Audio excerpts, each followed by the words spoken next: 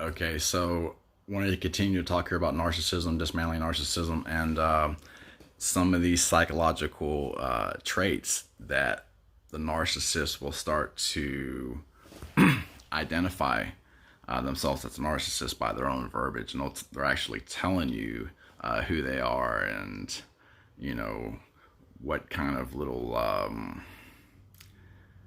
game they're playing and why might be included in there too. But you know, them always wanting to make something into a contest. That being one thing. So always trying to say like they're better than somebody else, and that it wasn't a contest in the first place. Maybe somebody else was just doing the best that they could for themselves. They just tried the best that they could for themselves, and they did okay, or did pretty good. They might have done excellent.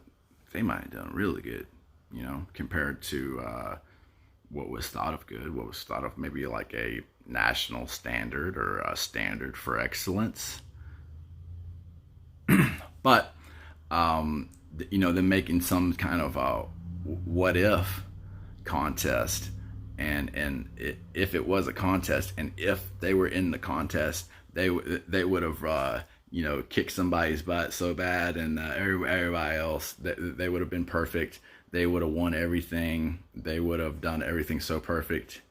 But the arrogance, once again, is that then they'll spin it that everybody else sucks but them. Oh yeah, look at those mistakes. Look at those. They made that one mistake. Yep. This and that. So, being around this type of verbiage, you really start to see how mentally gone somebody can be. And that's just sitting back, listening. Listening to them. A lot of times. But yet at the same time, starting to maybe foil their traps, starting to get into, foiling this, and maybe that could be done in a selective way. You know what I mean? The right person maybe would want to haul off and hit somebody that did this, but maybe trying to explain to them that that's not acceptable. Maybe going through a respectful manner where you're actually practicing some type of ethics, wherever you're telling them and maybe coaching them or leading by example, and then maybe coming back to humility for yourself is the only way it's going to go, because the constantly spinning things and this and that, and it's a complete waste of time. They're a complete waste. You can't be around them any way, shape, or form.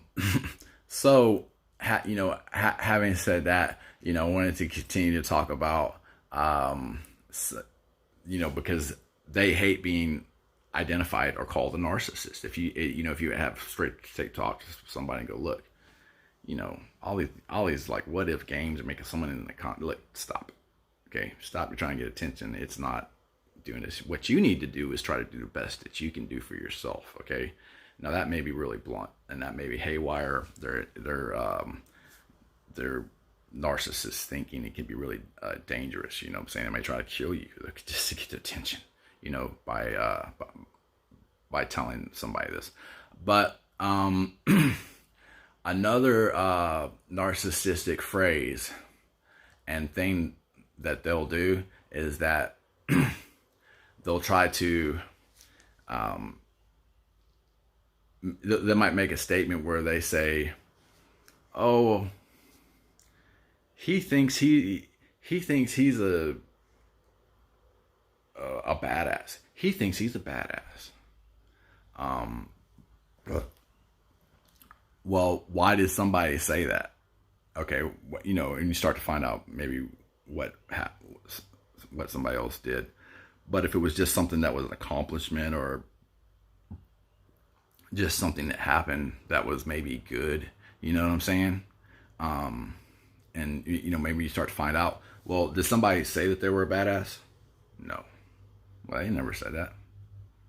No, somebody else never said that. But yet this other person goes, well, he thinks he's this and that. Okay, so or he thinks he's so great just because he graduated high school, and anyone could have done that, or something. That could be something else that people were jealous for. You think they might say, oh, he thinks he's so smart because you went to school. Yeah. So now, did you ever say you were so smart? Did this person ever say that they were so smart? No. And you start to find out no. But so the verbiage is on them. So what they're doing is that they're actually trying to speak for you. So can you imagine somebody going around and telling you how smart they were? I'm so smart, this and that, and actually saying that? Probably doesn't happen. I mean, it wouldn't be going around. Can you imagine somebody going around and saying how much of a badass they were? I'm a badass. Oh, badass. That probably wouldn't last long. That person wouldn't be around long. Can you imagine somebody trying to say that they were the best, fighter or something like this? Wow, they're probably going to be in all kind of fights. You know what I'm saying? In a short period of time, that's not going to be around. But yet that didn't really happen though. So they said, but he thinks he is. Okay, but these people, did they really say that, or were they leading by example? So they were leading by example, and maybe they were just doing it. People didn't go around verbalizing that. But the narcissists will actually say, because they're jealousy. Okay, they're so jealous, they'll say, well, he thinks he's so smart because he went to school and he got to do this and that. And then that's what I would start to call whining or something, this and that. But it's the jealousy that starts to be exposed. But you can listen to the verbiage. So whenever somebody says this, and I'll try to make a female version so this time. So she thinks she's so pretty just because she has that dress or in those heels or something. Okay. Now I have seen girls do this too. I'm saying, this female version of narcissism, female, and then female versus male, and male versus female too. I'm saying it's just a slightly different take on the words. I'm saying. So did this person actually say that she was so pretty? She goes around saying she's so pretty. No, I've never heard her say she was so pretty. But yet this person says she thinks she's so pretty because of something. She thinks she's so pretty. Okay. Well, but this person didn't actually go around saying that. So it's really their own jealousy, being exposed. So when you start to hear somebody say this, well, somebody else thinks. Okay, so what they're doing is that they're trying to speak for somebody else. Okay, they're trying to actually telling you what they think of you. Okay, so this is like the fruitism. So that's actually the statement that's embedded in that, is that they're the ones that think that, but yet they're so jealous, because usually in the arrogance too, it's the two things will happen simultaneously. So that they'll make a statement like, oh, he thinks he's so great,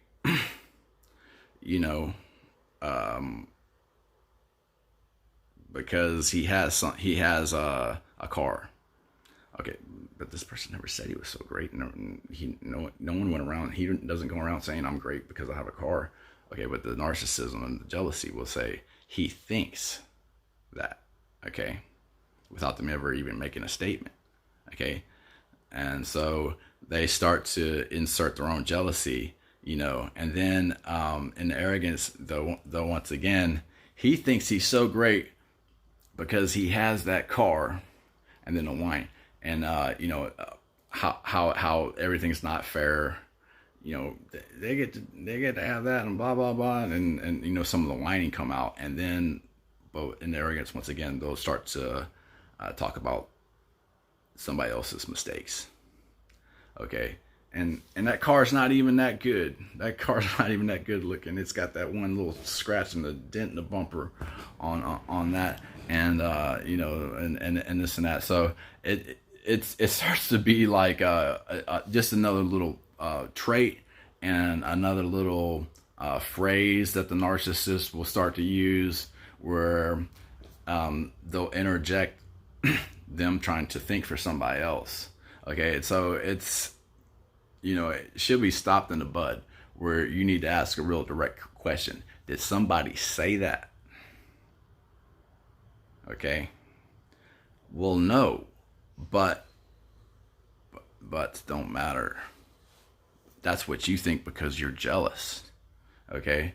And getting back to just, there's only a few really, human tendencies, for the most part. Consider you spend a lot of time eating, a lot of time on a bathroom, a lot of time taking showers, this and that throughout your day, that, you go through this state of feelings and emotions that you could possibly feel, you know what I'm saying? But you got to realize, though, that it just comes back down to one of them being jealous. Okay. And so, once again, I'm going to try to, wrap this up by, exposing that, but always bring it back to the question of, like, did somebody actually say that? No. Okay. Well, and then maybe you might be able to coach a narcissist again by actually saying, well, how do you know what this person was thinking? And then once it starts to come out, well, they don't know what this person was thinking. They were only saying that because they're jealous.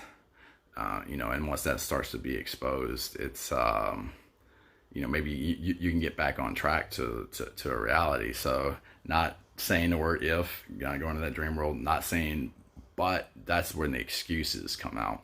Okay. So if being dream world, if, ands, and buts and stuff is like excuses, okay, that they'll start to make that aren't valid excuses, for the most part, but yet they're able to make them. Other people won't be able to held accountable, that are held accountable for their actions and deeds and things, but yet they aren't. And it's okay, they can flip them, they can flop and be that amoeba type of personality where they're just in it for themselves, and using other people, using other people's energy, using other people's hard work. And so, just another narcissistic little trait that they'll start to say, well, he thinks he's this and that. And wait, okay, no, did they actually say that? Because that doesn't sound like them to just go around saying that. Okay, she thinks she's so pretty just because she has those pants. She thinks she's so pretty just because she has those pants on, and this and that, and usually that's going to be followed with a jealousy statement, and then how bad they suck. Okay, but it's not even that nice. Blah blah blah. Okay, so, but yet you have to start to stop and say, wait, how do you know that they think that? Okay, so it's just another narcissistic little trait that they don't know. Okay, she thinks. Okay, so if I cut off the she part and I said, think she's pretty, who's thinking that? They are thinking that. So it's really the person, the narcissist, making that statement, think she's pretty. They think she's pretty. Okay, and why? Because they have a dress. Well, maybe they like the dress, but maybe they really do think she's pretty, and really they're ultimately jealous. Ultimately just jealous. And then once they start to verbalize this, though, you start to get to them having some type of disranged thoughts from reality that, they're actually trying to think and interject their negativity on somebody else. Okay. And, they go around saying that she thinks she's so pretty to hundreds of people, and if you offer an ear and you listen to this garbage that they're spewing, then they're going to try to recruit you. So, not being around them in the first place, not even having any type of association, it's going to only spoil and anything that worthwhile that you have. Okay, so that's just another little narcissistic phrase. They think they're, yeah, it could be plural. They think that just because they won the game, that they're so great, and yet they have all these mistakes. So that's the arrogance. Two things happening simultaneously. You know what I'm saying? Them painting well, actually speaking for somebody else in this case, but then also pointing it, spin it with a negative and talking about somebody else's mistakes and sins, wrongdoings, transgressions, this and that, thoughts that might have been bad or negative. But that, so yeah, that's another one just to stay away from. So you think when you hear somebody say that, he thinks that he's so great just because he's got an Xbox and a TV. He thinks he's so great just because he got an Xbox and a TV. Okay, now no, stop. So I was here for this whole time. Okay, I never heard this person say they were so great because they have an Xbox and TV. They didn't go around going, "I'm so great because I have Xbox and TV." Who would say that? Not I know, but yet you hear the narcissism. So it's really this jealousy being verbalized, this and that. And so just another way that the narcissist they're identifying themselves and starting to cause a little trouble, because there will be people who fall for that. Okay, there will be people who fall for that. There will be people who listen to that. Okay, he thinks he's so great just because he has that truck. Okay, there will be people that buy into that and go, what? Really? He actually thinks he's so great because he has a truck? Well, that's not great. That's not anything to make someone great. And that's their beta recruitment. That's the one that they really want to recruit and go, yeah, you're on my team. Let's go after this guy because he thinks he has a bad truck, but he didn't see it. Okay, but nobody actually really said that. It's their own jealousy. But if you start to listen to this, it can have an effect, unless you just nip it in the bud and you start to ask really, straight, direct questions. I was here the whole time. I was here. I know this guy. I talk to him every day. I've never heard him say he was great because he has a truck. Okay, but then you come along without a truck, without anything, and you're trying to speak for him, and that you're saying that he thinks. So now you know his thoughts without him actually saying them. But he says he thinks he's so great just because he has a truck. Okay, and you got to nip this in the bud, you know what I'm saying, and just dismantle it. Go, well, that didn't happen, and he how do you know he thinks that? You don't know. Don't say that. Okay. So that might be a little bit more direct, you know what I'm saying, and still, and once again, the narcissistic tracks is that they'll spin it into something negative about, well, it's not even that great anyway. Let the tires half flat on the one part of it, and they're always going to end up with negative. So yeah, watch out, stay clear from these people.